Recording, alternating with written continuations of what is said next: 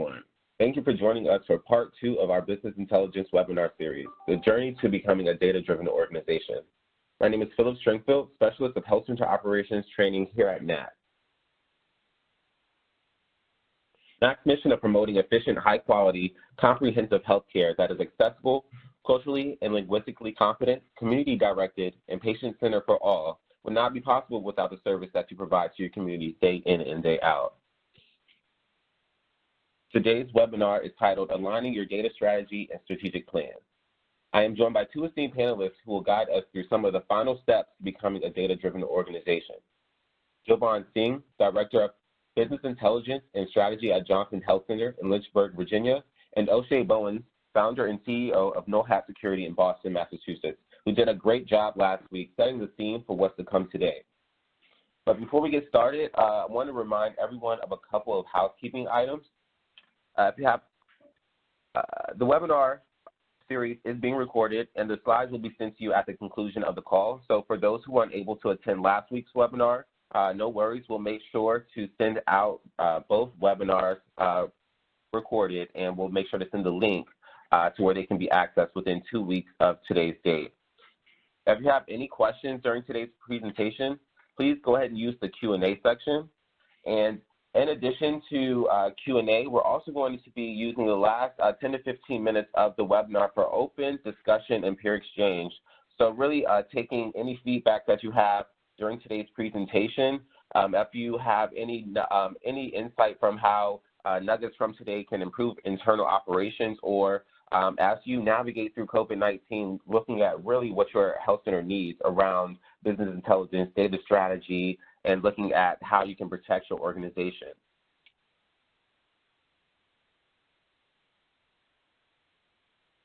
And then just a couple of last reminders. For that open discussion, we have our raise hand feature. So once we get to that part of the discussion, if you have more direct insight you would like to provide to us, just go ahead and raise your hand and just make sure your audio is connected, and we'll unmute you so you can have direct engagement with everyone. Last but not least, we have all of the additional resources for COVID-19. If you have any questions around that or want to get insight or access our archived webinars, that's going to be all on our website at nac.org/coronavirus. So that's where everything will be accessed. You can access all of your COVID-19 resources there. So without further ado, I'm going to go ahead and hand it off to Jovan Singh to get us started with today's presentation. So I'm going to go ahead and pass the ball now. And Jovan, you can take it away.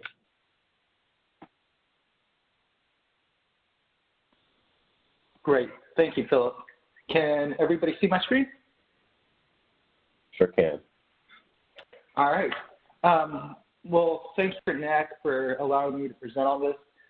We're going to be presenting on aligning your data strategy and your strategic plan, how you leverage your data and how it goes hand in hand with planning out, the next 12 months to 3 years of your organization and how they really work together.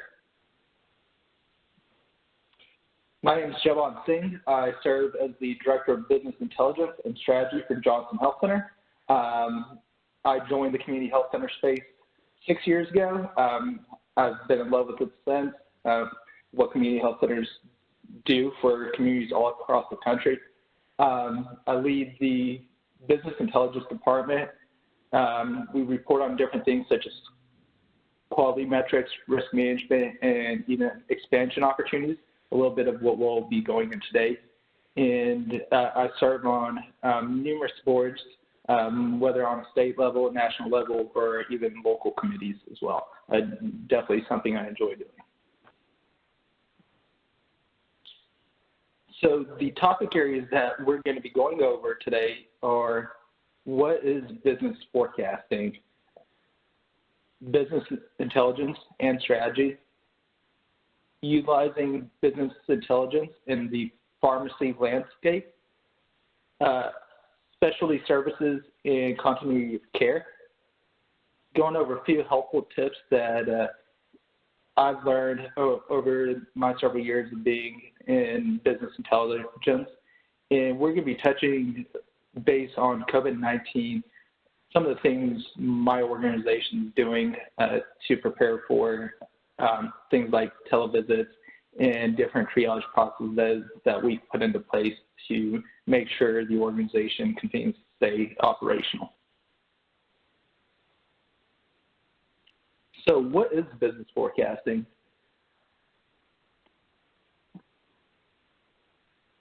So business forecasting is a model to predict the future, where the future narrowly defined by economic conditions. It combines information gathered from past circumstances with an accurate picture of what presents economically to predict future conditions for a business. So it's a combination of what we talked about in the last webinar last week about taking presumptive analytics and predictive analytics and combining those together to really see what the future stores and how to really navigate through that landscape. So business intelligence and strategy.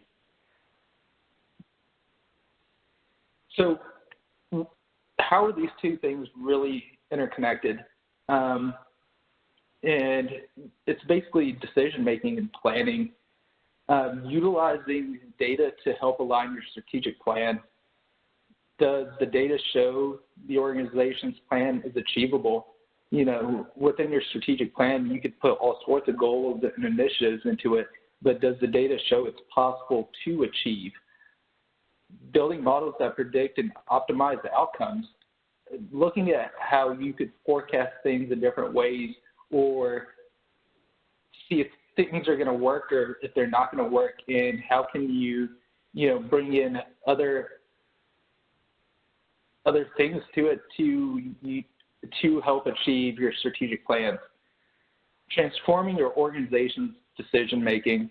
For the organization I work at, any major decision is ran through a assessment, looking at the analytics, seeing if making this decision is right for us from a financial, operational standpoint, or whether it may pose a risk to us. So every decision we make goes through a projection model, utilizing qualitative information to understand the needs and use the data to confirm.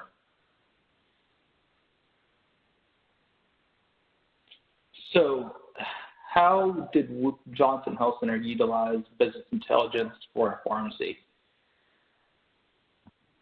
So Johnson Health Centers has 9 sites, and we're buried all around Central Virginia.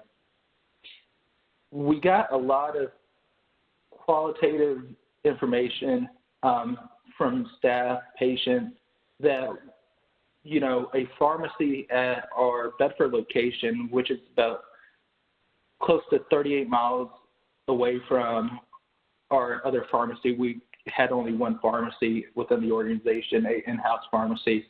And we got a lot of feedback from individuals saying, a pharmacy would do great out there, a pharmacy would thrive, y'all need to open a pharmacy. So we're going to go through the journey of the things that we looked at to make sure a pharmacy would be successful and align with the organization's strategy. So first thing we did is we assessed the need. We did a needs assessment of the community. Our Bedford Community Health Center is in a rural area of Central Virginia. The county has a population of almost 78,000 people. Their area has only 2 retail pharmacies, and Bedford is 38 minutes away from our original pharmacy, and patients that are on the slide may not be able to get their prescriptions at the retail pharmacies due to cost and would have to travel a great distance to our downtown pharmacy, our original pharmacy, to pick up their prescriptions. When we looked at the data, about 33% of our slide patients that were utilizing our pharmacy services were coming from Bedford. So they were traveling significant means to pick up their prescriptions. Then we went into analyzing the data. We looked at the number of scripts from 2017 to 2018 had practically doubled that were written at our Bedford location. Our Bedford location at that time was a newer location. Overall, 95% of the scripts were filled outside of JHC. The health center captured 31% of the patients under the 100% federal poverty level within that area. So we were penetrating a good amount of patients within Bedford itself, which is on par with the rest of our locations. But when we looked at our prescriptions written by JHC providers and filled at a JHC pharmacy, 95% of them were walking out the doors to retail pharmacies or other local pharmacies. But we were continuing to grow in the number of scripts we were writing year over year. So we utilized existing data.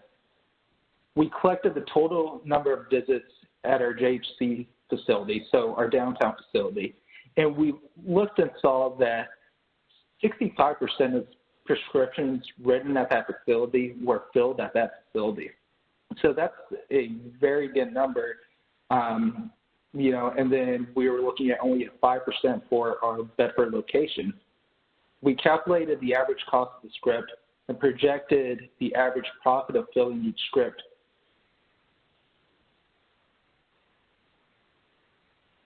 So we ran the projections on it. We did our needs assessment, our due diligence.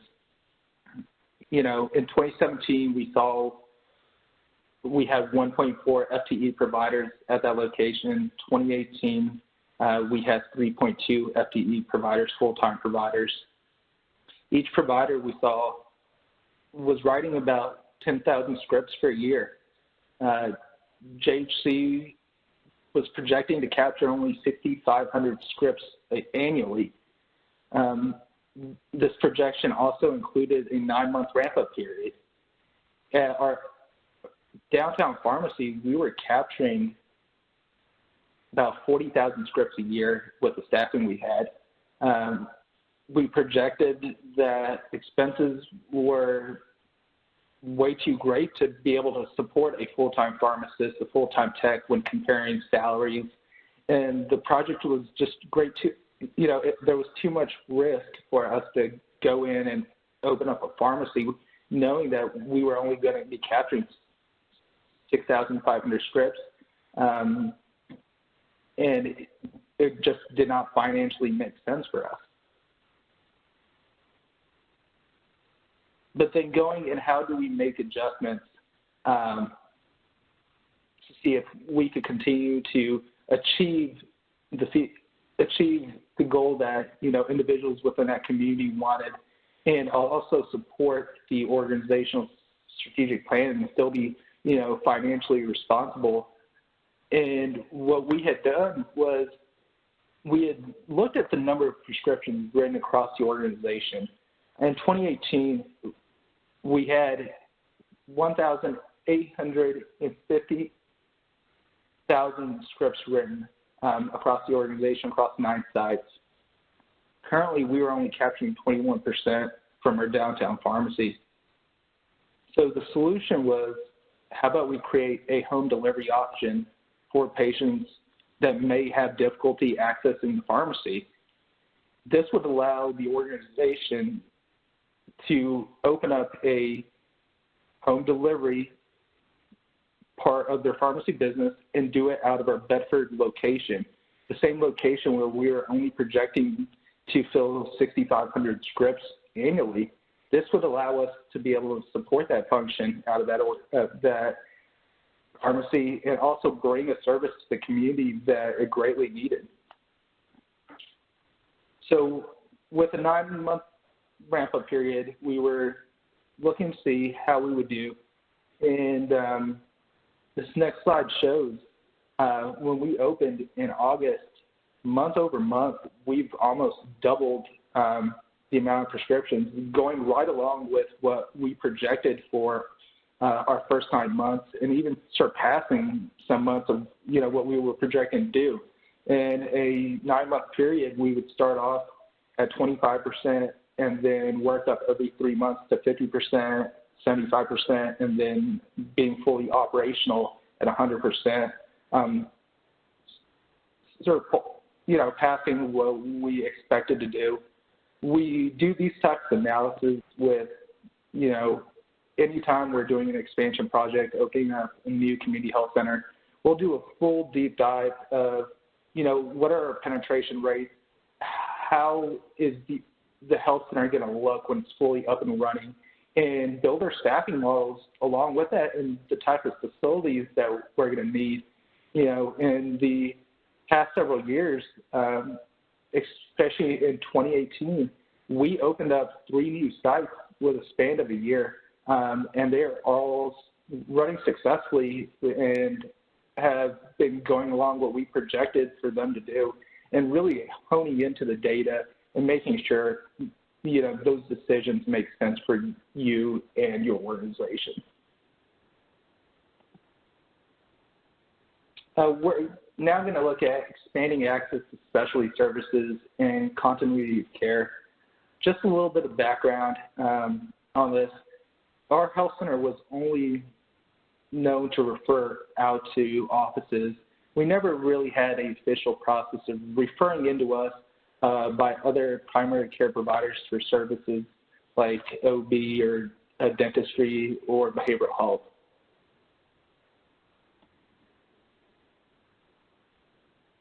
So before we opened up this referral process to the community, what we also did was create an internal referrals process. In the past, patients were just told to go schedule an appointment at the front with one of the specialties when leaving their appointment.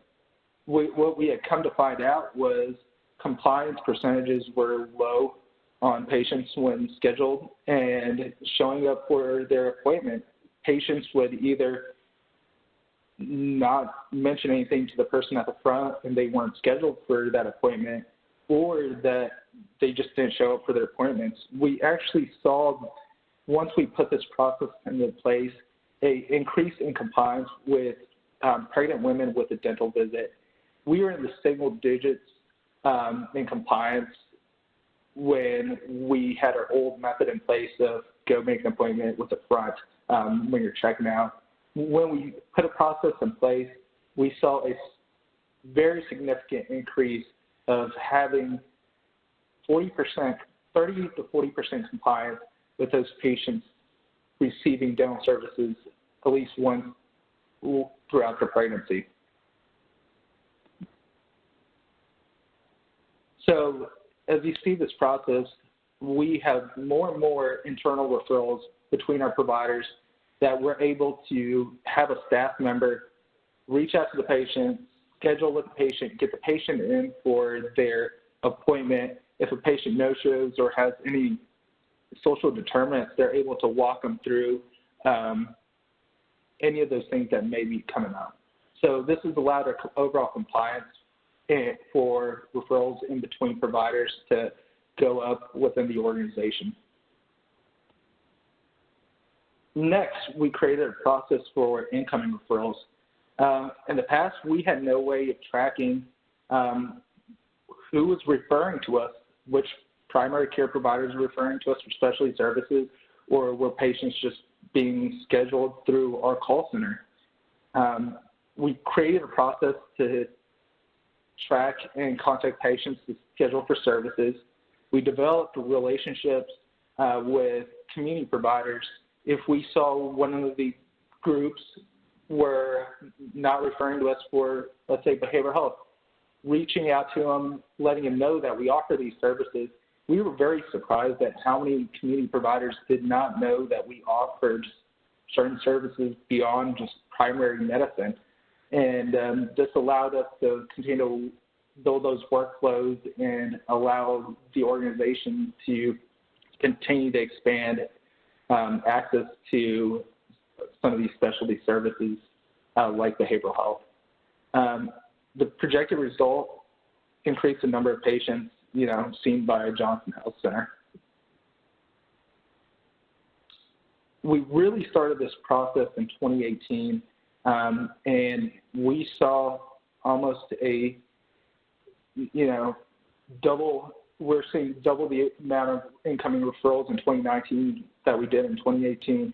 And for 2020, we're projected to continue to increase this number of incoming referrals by other community providers. And this process works the same with a staff member outreaching the patient, getting them in, getting them set up for their specialty appointment, and really coordinating that with the rest of the care team and being one integrated care team. So just some helpful tips as I've learned through my career with business intelligence and strategy. View service area information on UDS Mapper. I heavily utilize UDS Mapper. UDS Mapper compiles all the information that you submit to HRSA when doing UDS and actually maps it out. You're able to see different penetration rates at health centers, number of patients that you are seeing, number of patients that may live in certain zip codes or certain counties. It's been very helpful to utilize when looking and making decisions as an organization. Base your projections on existing information or other health center data that may be similar to your organization. When we looked at creating a mail-out program, we looked at a health center that's been doing it for many years, and we were realistic with the numbers that they were doing and how long it took for them to be able to continue to build their home delivery program and what we would need to do and build our projections off of that. Be conservative with the projections. Use a 9-month ramp-up period for all new projects. When presenting information to your executive team or your board of directors, you want to be conservative with the numbers that you're projecting and continue to succeed month over month what you have projected, than to be put in a situation where your numbers may not be matching up with your projections. Pull information and cross-analyze data from different reporting systems. When doing this needs assessment on our pharmacy, we pulled information from our pharmacy software. We pulled information from our electronic health record and even other areas, and we cross-combined it to see what this would really look like and thinking outside the box on it. Just wanted to touch base on COVID-19 and what my organization has been doing to prep for COVID-19 among many of the other community health centers around the nation. One of the things that we really do, we have talked about for many years is telemedicine. Some centers ahead of other centers. Some centers it's a completely new concept. But in the last 3 weeks, we have heavily utilized telemedicine, getting it launched, implemented, and what that would look like for our organization. Utilizing telemedicine for virtual visits. One, if you don't have a telehealth program, finding the right one for you and your organization. For us, we were fortunate enough to have a part of our EHR have a telehealth module, and we were able to enable that overnight and start working through the workflows of it. Educating staff and patients on the telehealth tool. Once you get this tool enabled, how to utilize the tool, how can patients access the tool and use it. Create a workflow to map out your telehealth process from start to end so there's no confusion on who's supposed to be doing what in times like this when, job duties may change around from day to day based on the organization's needs. Trial your process and be prepared to make tweaks as you go. Looking at this next slide, this is our roadmap to what our telehealth program is for at least primary care. And just looking at this now and what this was this morning, you know, this has continued to change on who's responsible for what areas. Going through this, you know, when patients calling in, are they qualified to have certain type of appointments, or do they need to be seen in person? What visit types do we need to utilize for our telehealth visits? Having set up staff to reach out to the patient to get them set up for the telehealth program. What are nursing staff responsible for when they're on the phone with the patient? You know, having the nursing staff call the patient ahead of time, about 15 minutes before, and what information they need to collect, whether it's chief complaint or surgical history or allergies. And then at that point, what needs to happen next? You know, is a behavioral health visit, and at that point, you know, what visit types need to change? Or if the patient can get enabled onto the telehealth module, what do we do at that point? Whether we turn the visit itself into a chronic care management visit, and do they qualify for a chronic care management visit, or does it need to be a virtual communication with the patient? And then lastly, what the provider needs to do to be able to code the visit itself, and making sure that we're capturing things like consent and the HPI and location if it's a telemedicine visit versus if it's a non-telemedicine visit. Any questions?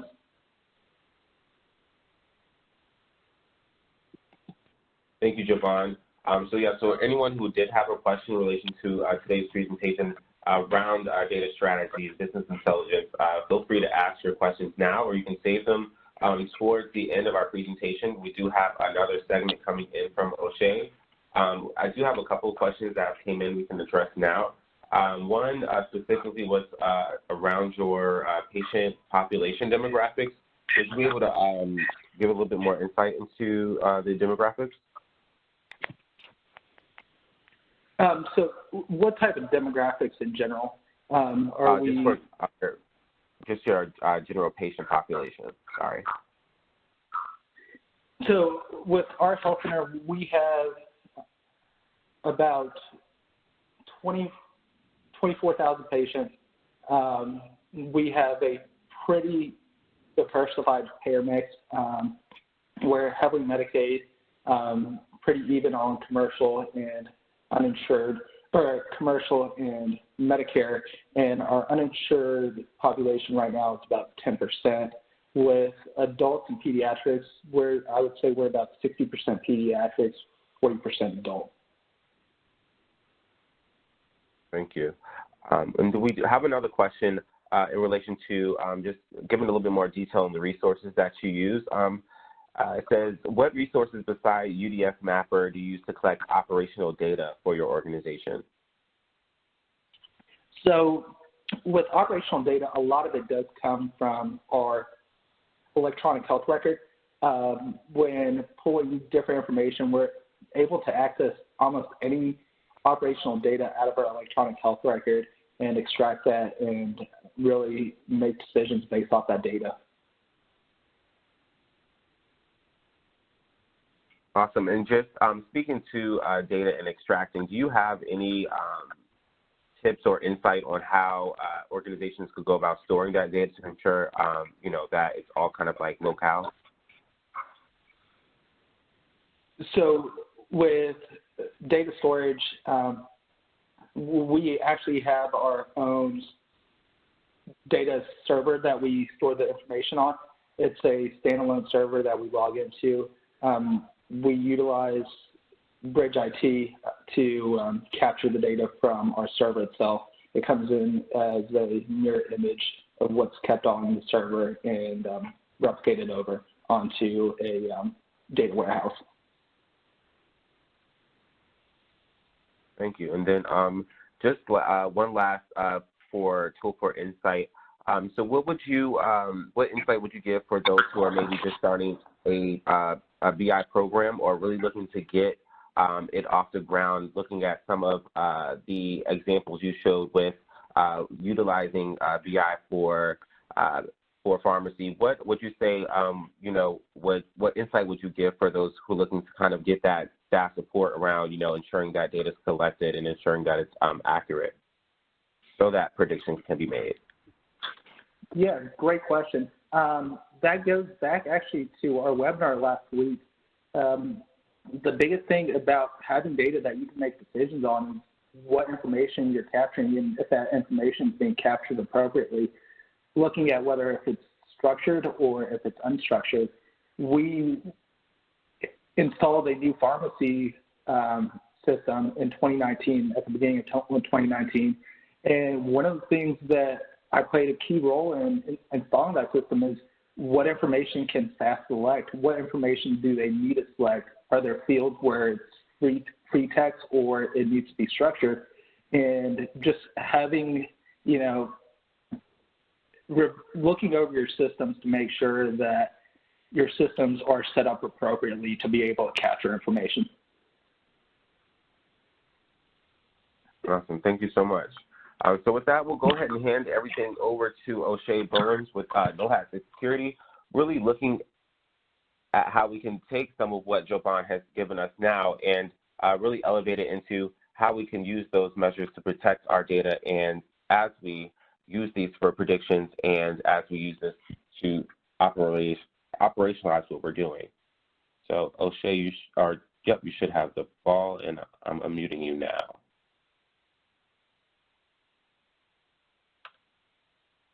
Cool. Can you hear me okay?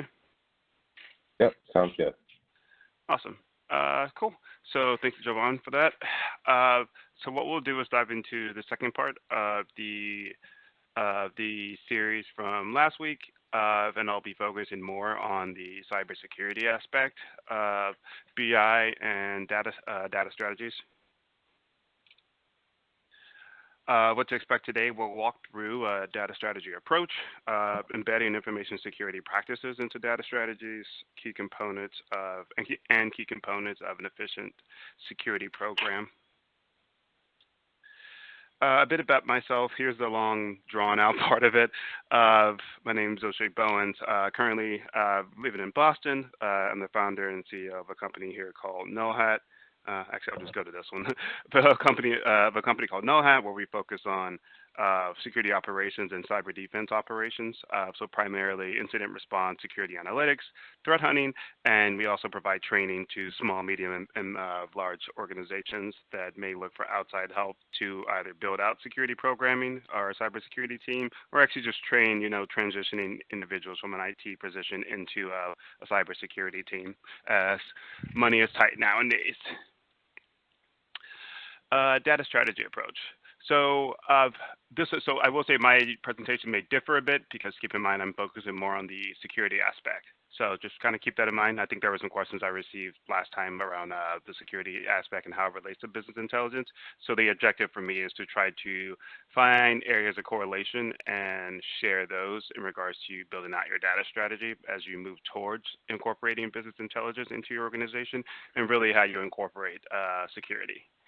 But from a data strategy perspective, typically what you'll find is this consists of managing, overseeing, and analyzing or developing organizational data to further the firm's strategy. I always try to simplify things. So from my world, and what I've seen with many of the customers that I consult with, not only healthcare, but business, but specifically on the healthcare side, this is typically data strategy is broken down into two different buckets, and that's defensive and offensive. The defensive side is really a goal to minimize downside. You're looking to meet compliance or regulatory regulations and really optimize data extraction, standardization, storage, and access. So if you think about it from a defensive side, it's really what can you prevent actions that you would be interested in understanding how to prevent, let's say, data theft, or IP theft, or patent formulas, or patents or formulas that may be of interest to your organization for the upcoming quarters. Really, how do you understand how to build a strategy around protecting those and really creating a defensive posture? From an offensive perspective, that's the goal of gaining customers, increasing sales, improving customer services. So this leads back to the first discussion we had around business intelligence. So if I had to give it a weighting system, I would say it's typically, 60-40 from an offensive perspective. So the idea of building or incorporating the data strategy with the final objective, building out business intelligence, is really to really how do we look to obtain more customers, right? How do we optimize our data that currently exists within our environment? How can we create modeling and visualization to understand where we can become more offensive? I mean, not offensive, of more efficient at either raising capital, increasing sales, or possible expansion of a company. And then the cybersecurity controls are key, mostly in the defensive data strategies. So data resources, people versus technology. So whenever or whatever your primary mission is regarding building out the data strategy, building out a data strategy plan to move towards BI or business intelligence, this can be broken down from a people and technology perspective, but also understanding that, the people side is really who can you leverage to help you reach these goals, whether that's, primarily data scientists, consultants, but moving yourself into a mental position. Something I always like to say in related to like cybersecurity is that it's not only the technology that plays the biggest part in how successful you are in your mission, it's the people. So when I say people versus technology, it's really understanding that the people come up with the primary objectives and goals, and you're leveraging technology to implement that and leverage technology to obtain a final result from that. From a structured data perspective, the data that you're looking to ingest or leverage is either in two formats: as either structured data or unstructured data. Structured data would be something along the lines of patient information, billing data. Unstructured data would be inherited structures around, letters, discharge summaries, sometimes even medical trial information. If you were to move more towards raw logs, which we'll discuss a bit further down the line, that's really data generated from like sensors also that you may leverage from a medical device perspective. So if you think about pacemakers that are leveraging Bluetooth to communicate with a central console within your hospital, that the information that they are beaconing or sending to that console is typically some type of data that's in a raw format in regards to the logging. Central source data versus multiple sources. So this is moving back to the data that you're ingesting. Is it coming from a single source, or is it coming from a stage where it's a bit conflicted as there's multiple sources from maybe a console or maybe a server that is sending data to a central repository. One of the things that you should potentially look into is ensuring data resources are positioned in a way that they can be used. Shared, shifted, and efficient are kind of three marks that you would like to hit.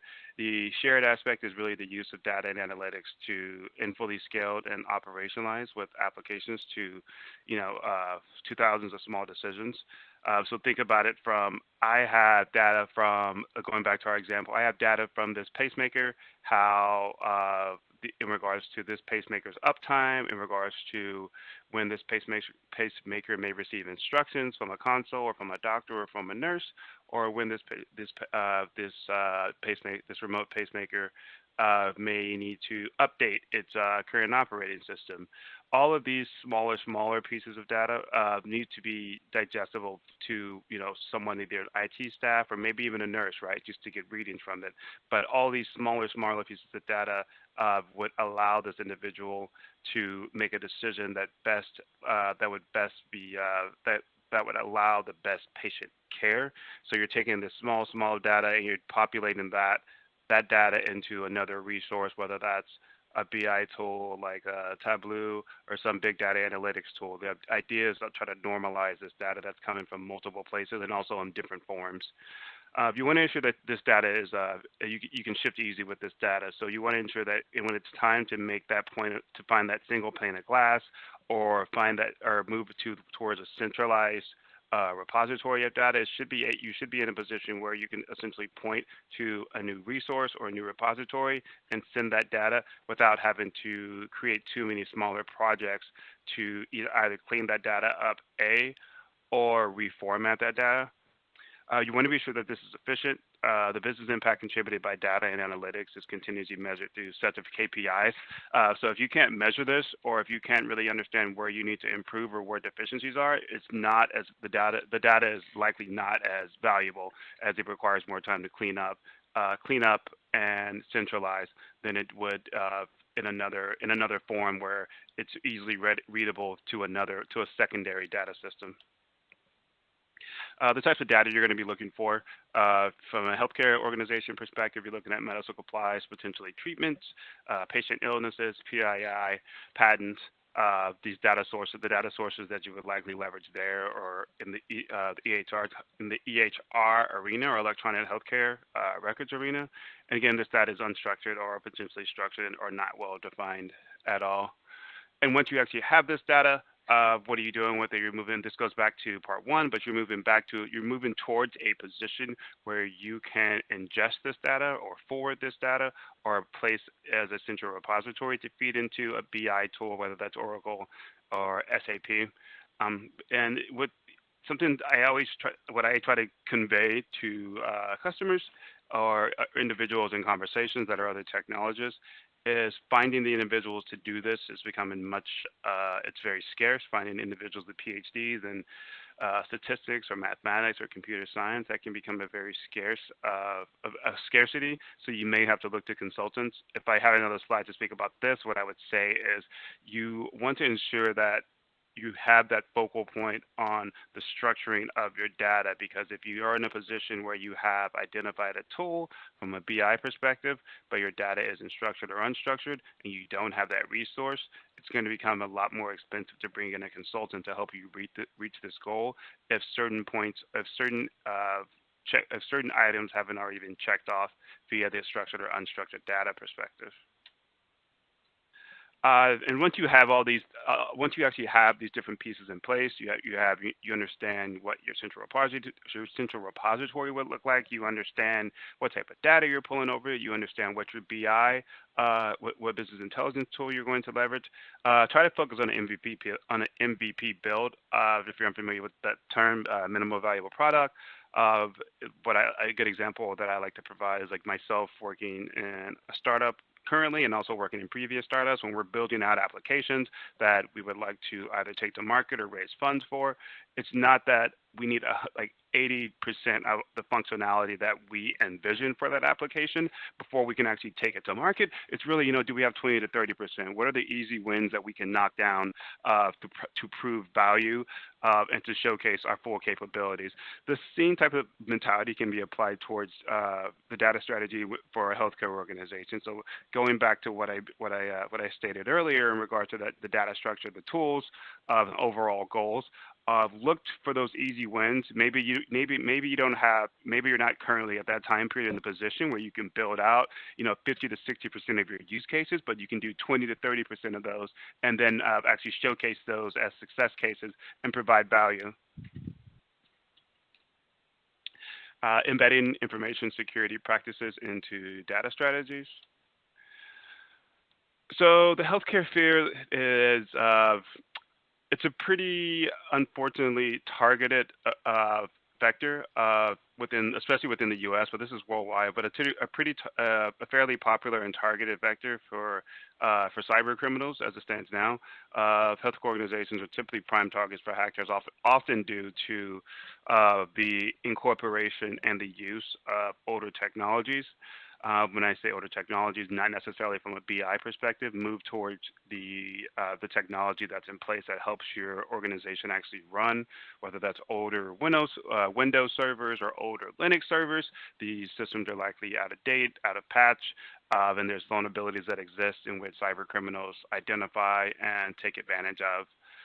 The Pullman Institute did a cost of data breach study from 2018 and found that most breaches from a healthcare organizational perspective cost up to about $400 per record loss.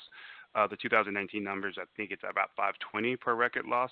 And this is really due to a simple fact that healthcare records are a bit more valuable when it comes to selling healthcare records is much more valuable than selling stolen credit cards. Stolen credit cards can be called in by the user or by the customer to, let's say, MasterCard, and you call in and say, hey, by the way, I lost my card. I was on vacation in Paris. I can't find it. I see some weird malicious, I see some weird unknown activity. I didn't buy $5,000 worth of, Louis Vuitton shoes or whatever it may be. And once the credit card company actually cancels that card, it's of no use to any of the hackers or individuals that have purchased your credit card information. PII or healthcare or personally identifiable information, on the other hand, is much more valuable because the shelf life is much longer. It's harder to change your social security number. It's harder to change your address. It's harder to change your name. And when you couple all three of those together, it is ripe with opportunity for identity theft and other nefarious behavior by criminal organizations.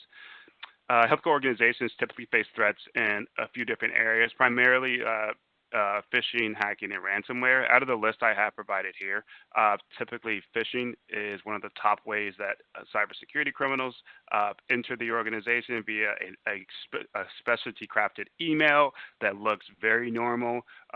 If you're a salesman or you're in sales, it looks like something where you could potentially, perform your job and make a bit of money because someone seems interested in a product that you may have. But in reality, the email is either embedded with malware or they're pushing you towards a website that they'd like you to click on that takes you to a malicious website where there's malware baked into the website. So if they can't target you from the email side and hope you click and download the document, they're hoping to target you by pushing you to circumvent your own security controls and navigate to a website that is malicious. And the really kind of the take back there, what I would say the primary takeaway from this and leading into the remainder of the presentation is thinking about budgeting and thinking about how much it costs to build out security programs. Typically, on average, the average cybersecurity program budget for a medium-sized business is upwards of 400 to 600,000. Naturally, this goes higher the bigger your organization is, the more money you have. But from a healthcare perspective, look at that 400 to like $600,000 marker, and then really kind of ask yourself, from what I know right now within my organization, is that amount of money something that's attainable to build out security? If it is, great. If it's not, we can dive into that in a moment. Due to the type of attacks that the healthcare industry is susceptible to, the repercussions range from mildly, annoying, whether your website goes down, but it comes back up in about 24 hours, to, dangerous from a life loss expectancy, be it that your whole hospital system is down and now you can't actually care for the customers within your within your building or within your hospital or within your clinic. The worst cases that we're seeing right now currently are typically ransomware events that are targeting hospitals and healthcare. If you think back to, let's see, there was Sigma that was breached, which is a Chinese or Singapore healthcare company. They suffered a pretty bad breach from a ransomware perspective and lost data and had to shut down temporarily. There was also the case in Beverly Hills in 2009, 2010 timeframe where attackers hit the hospital with ransomware and completely shut down services within the hospital. So the hospital couldn't rely on anything electronic at that time and period. They had to totally shift back to paper records and paper forms to complete their day-to-day tasks. So, it can, like I said before, it can shift from that mildly annoyance to, okay, I think something's up on our website, to, oh my goodness, what do we do now? All of our systems are inoperable and we can't use them. What's our next step? But the silver lining is when you're moving down the path to when you're creating your data strategy program with the ultimate goal of incorporating business intelligence into your healthcare organization, you have a chance to kind of, step back and take a 5,000-foot overview of not only your goal from a security perspective, but also what's the goal from the BI perspective? Why are we looking to move towards that? We've already mentioned, a couple of different reasons why you're looking to move towards, incorporating business intelligence. But now would be that time if you have an individual that is in charge of security for your healthcare organization, a chief information security officer or a CISO, or if you just have, a manager that's in charge of it, or an IT manager who may not focus 100% on security, but maybe 10 to 20% of their role is security based. Now is the time to take a step back and really start to ask yourself these questions, like, what is my current security posture? Do I understand? The entirety of my environment? Who's responsible for specific areas of our IT infrastructure and operations? Do we have a disaster recovery plan? What type of protected healthcare data do we have in regards to PII or medical records, and how are we truly protecting these type of systems? And the objective here isn't necessarily to paint a negative picture of your capabilities, is to improve upon them. The advantage you would have in this position when you're planning out the data strategy and BI side is you can potentially stretch those funds from a BI perspective to a cybersecurity or information security arena and tackle the same task as you're incorporating different types of logs and different type of data. You're just adding different data sources that may be more valuable from a cybersecurity perspective. I'll dive into that in a second or two, but think about what happens when you come to either a board or a CEO with a budget from cybersecurity. Typically, you're told it's too expensive. We don't have the budget. We don't have the people. We don't have the time, frankly. Another option, which I help customers walk through this, is let's think about a major project that's underway. How can we attach the security purposes to that particular budget? Maybe we don't get 90% of what we need from a security perspective, but we get 20%, and 20% helps protect us. We'll dive a bit more into that aspect. Key data components. So, three different areas of focus, especially from a data perspective, when you're trying to pitch security, can be, again, levied or leveraged or piggybacked on top of the specific data components goals that you're looking to express from a data storage perspective. So you think about data storage and access, centralized sources facilitate efficient access for both structured and unstructured data. Okay, great. When you have data flow and lineage, that's optimizing path over which the data flows from an organizational to minimize redundancy and unauthorized use. When you're thinking about your data standards in regards to, the life cycle of your data, the format of your data, these are the questions that you're already asking in your data strategy planning that you've likely pitched to your C-level or your founders or your board of directors. You've already asked these questions. Now flip it and begin to ask these questions from an IT security perspective in regards to cyber controls. All right. So going back to data storage and access, what type of user access management system is common from an IT perspective?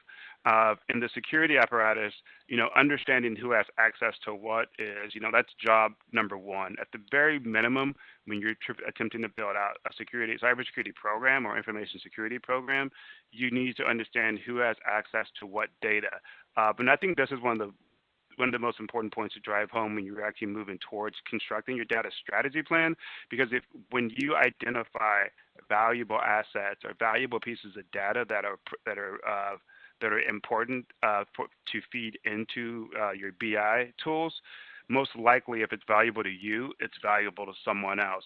So it's asking that question around who has access to it could save you a headache down the line if your organization, like we just saw from the statistics perspective, becomes a target for hackers, which we previously discussed that healthcare organizations are a prime target for hackers.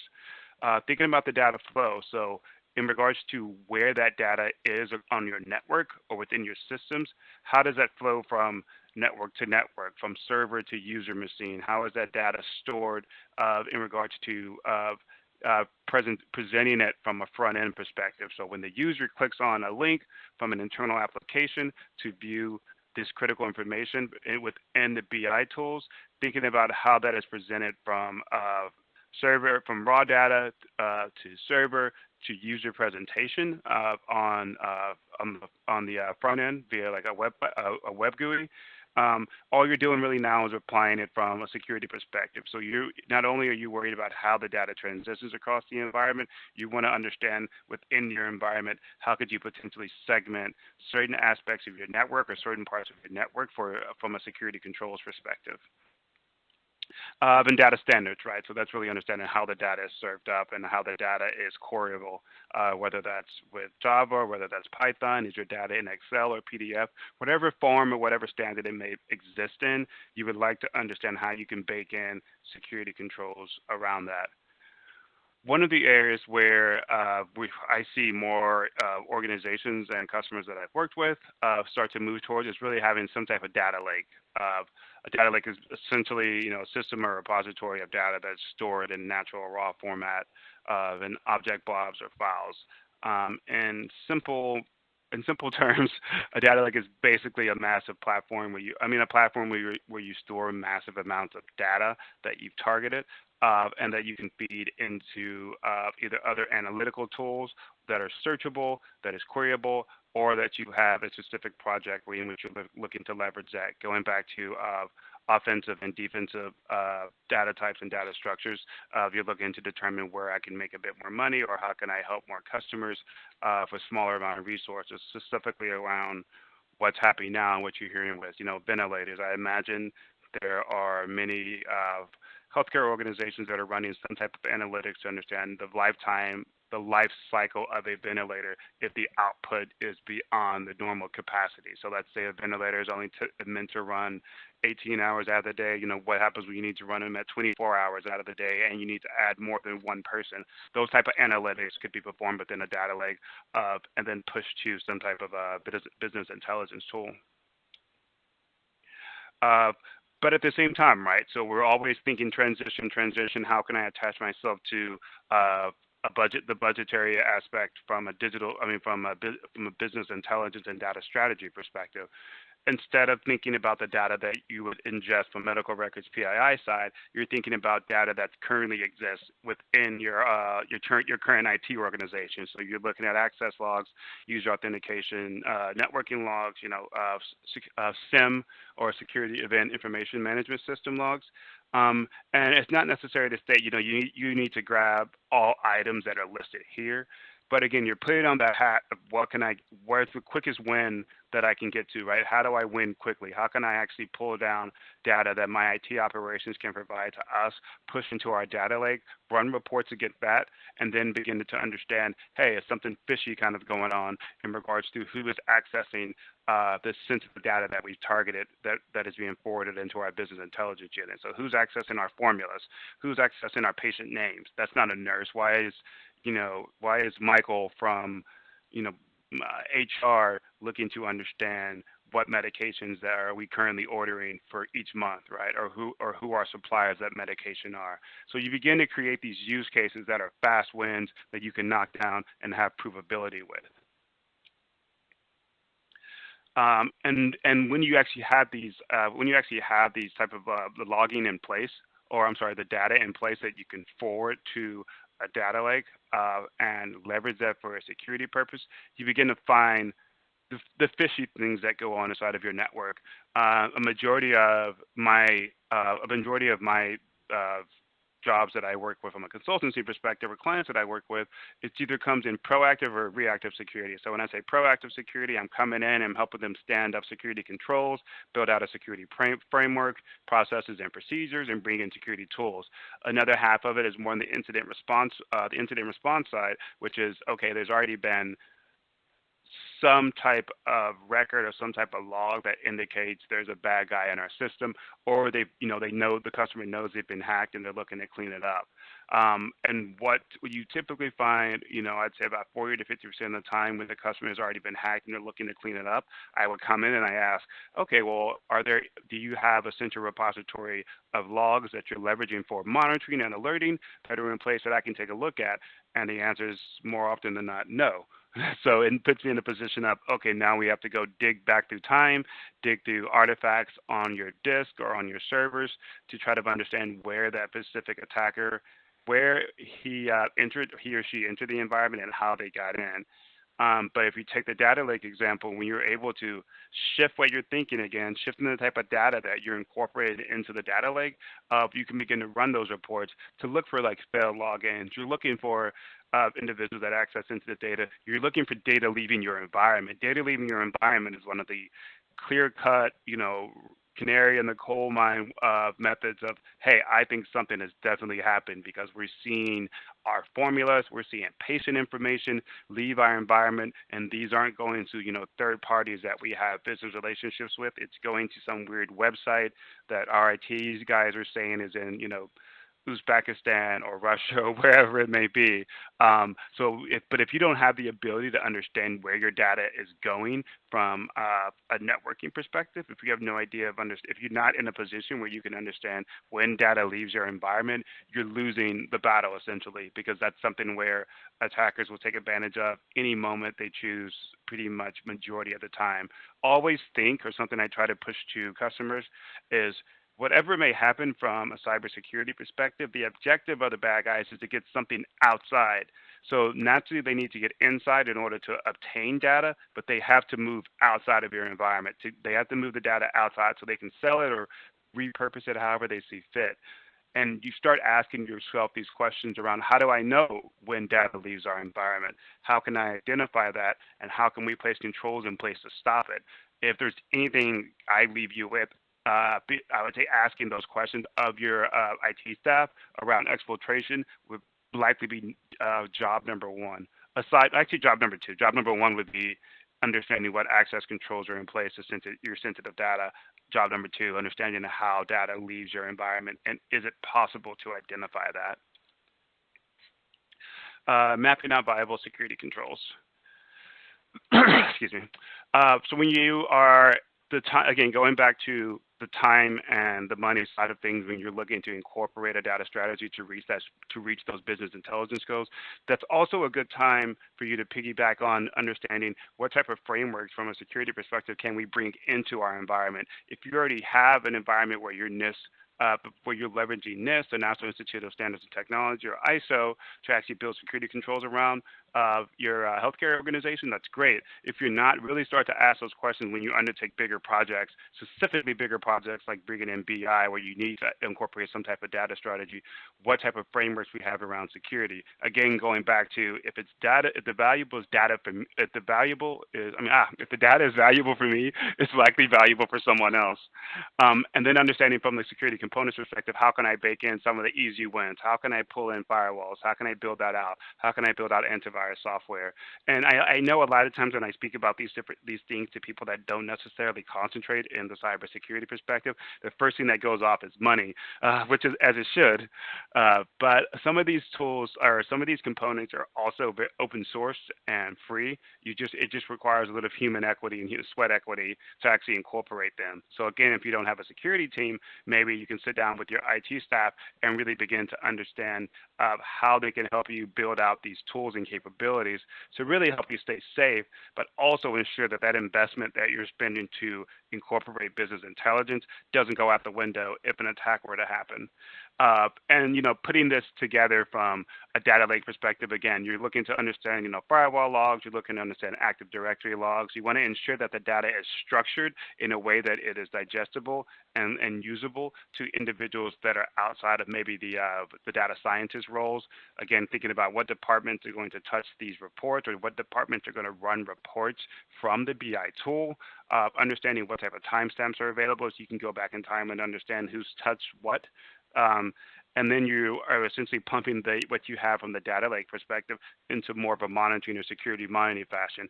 And when you start to incorporate security monitoring, you're thinking about, okay, how can we pull in those Active Directory logs to identify multiple failed logins to this particular system that has this sensitive data? Why is, O'Shea looking to access, again, our formulas, or maybe our medical supplies, our medical supply chain information? That's not something that he has access to, nor should he want to do that. That could be an indicator that something has gone wrong.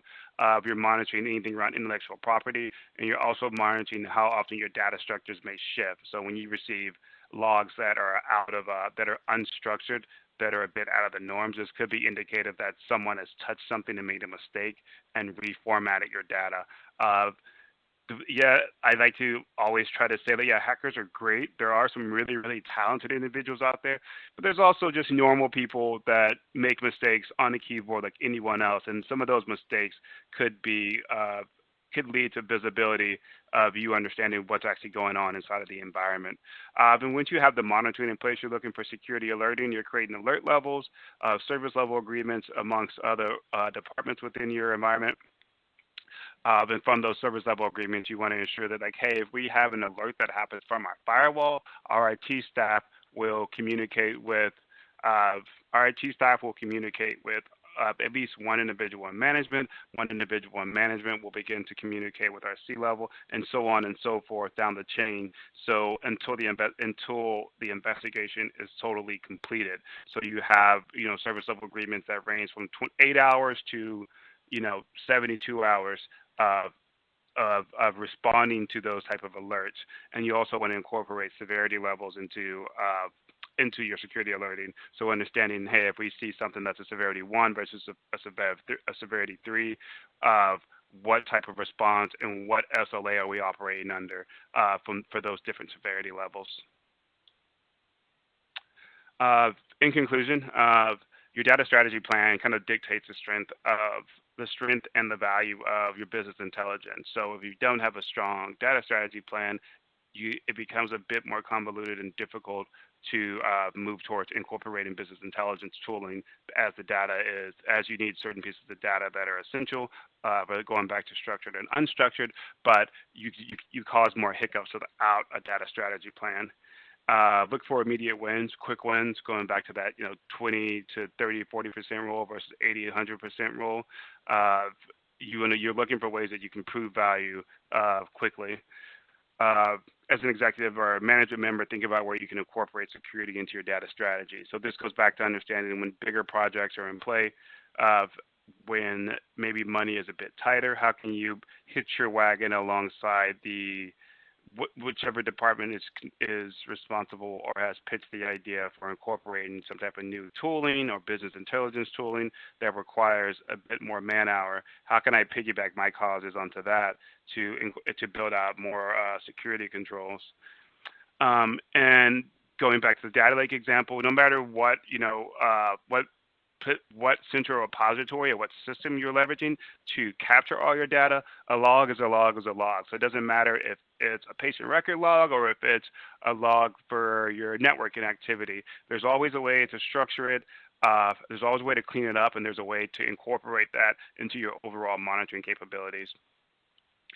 And security is, it's difficult and it can be expensive, especially with the amount of tools that are out there currently. Some tools can range in, to a couple thousand to, 100,000 for full implementation, but it's necessary in today's world. So taking the mindset of how can I protect my team and organization is, coming from a guy that practices cybersecurity pretty much his whole life, I would say that's essentially mandatory in our current landscape. Any questions? Awesome. Thanks so much, O'Shea. I really appreciate your presentation and really being able to bring out a lot of practical strategies and kind of concepts that healthcare organizations alike can really start on now. Do have a couple questions coming in, so feel free if you have any questions in relation to any part of today's presentation. You can go ahead and send them in now. I'll be sure to get them asked for you. So it says, first question coming in. What statistical methodologies are centers using for predictive analytics procedures? So this could be for, O'Shea and Jovan, I'll unmute you as well. So that way, if you have any insight, you can provide that as well. So we should be all unmuted. So the question was, which statistical methodologies are centers using for predictive analytics procedures? So one of the methodologies that we use right now for projecting visit counts and what things are going to look like is standard deviation. I know month over month things can fluctuate, but having a solid projection of where things are going to be able to go and, changing changing the format of your formula if, right now our visit counts have been affected, so our standard deviation would be off. So. Awesome, thank you. And then a question for O'Shea as well, and Jovan, feel free to chime in just kind of what currently your organization is doing. But I just had a question around, currently with COVID-19 and organizations really switching to working from home and then also switching to telehealth. What type of practical safeguards can they really look at as they, have, staff kind of accessing from remote areas and then also doing the same from their own organization, kind of doing that same outreach to patients? From a security perspective, this is a conversation in which I think a lot of companies are forced to have, but understanding how individuals can for their day-to-day jobs, right? So understanding how they can leverage a VPN, which is a virtual private network, in order to authenticate on their healthcare organization or just an organization in general, using a VPN to authenticate to those systems. One of the things I'm seeing now with customers when they're asking these questions around COVID is really understanding how can they tighten up their email filtering. One of the unfortunate results of the COVID-19 outbreak has been cyber criminals are taking full advantage of the opportunity to leverage more phishing attacks. So what you're seeing is emails claiming that there's, here's a cure for COVID-19 that you can make in your home. Here's a home remedy, click on this link. And as cyber criminals or hackers attempt to leverage more phishing campaigns, organizations have to constantly keep up with, okay, well, how tight are our email filters? Do we have the ability to act if one of these emails slips through the cracks? I mean, the odds are at least one or two are going to reach a user. Do we have the ability to zero down on that specific user's machine to understand what has happened from a malicious activity perspective? But what I recommend to companies is ensure that you have a VPN, ensure that your users' passwords are somewhat complex, longer passwords with alphanumeric combinations, but also ensuring that you understand where your users are. If you have a VPN and your company operates in the U.S., should you really see, someone from Iran trying to access your network via the VPN, that should be a big indicator that something's wrong. So doing the simple things first, locking down who can access controls, locking down the VPN, and then more password complexity. Awesome. Thank you for that insight. Jovan, did you have anything to add, just kind of what's currently going on at your center? Yeah, I definitely 100% support O'Shea on the statement of having a VPN. Our health center, our employees, when they're working remotely, having access to the EHR, need to go through our VPN to be able to get access to that patient data. Also with, the features that you may be using to provide telehealth services, making sure that they're encrypted, HIPAA protected, making sure that you're not using a third-party app that you may not necessarily have a business agreement with. Awesome. Thank you for that as well. And then just kind of piggybacking off of that, I just kind of from my insight, I wanted to know, as some health centers with their EHRs, they move to the cloud. Do you think times like these are good to have your information in the cloud, or is there anything that organizations should look for if they do kind of utilize those systems? I think having it in the cloud allows you to expand quicker. So when I say expand, so let's think about, leveraging some type of business intelligence tool. If you need to copy more data or shift more data to feed into those to your intelligence tools, many of the cloud providers, AWS, Azure, Google Cloud Provider, they have internal tools that help you scale out, right? So, and also they offer internal security capabilities too. So, I wouldn't. In general, I think it's kind of a good time to go to cloud, but specifically now, if you're going to have more remote workers, maybe people that physically can't go to a data center, having things in cloud available is a great resource. Awesome. Thanks you again. So just going to check to make sure we don't have any other questions coming in from the field.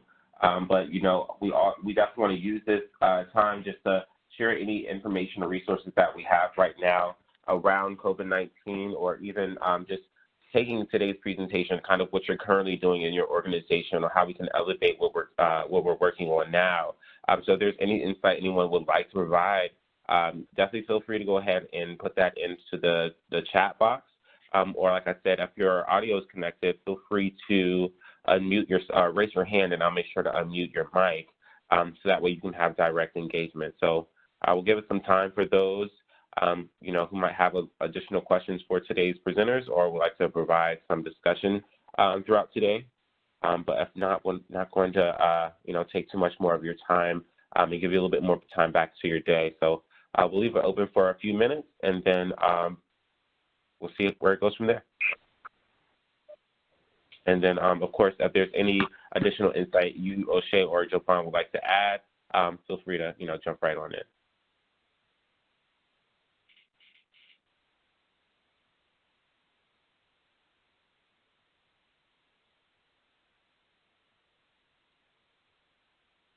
All right, everyone. Well, thank you for joining today's webinar. Again, we'll make sure to send out the recording within 2 weeks. As we get off of this call, you will note that we have a survey, so if you could please just complete that. If you don't see it on this screen, it will be in your inbox shortly. So once again, just feel free to fill that out. Let us know how we did today.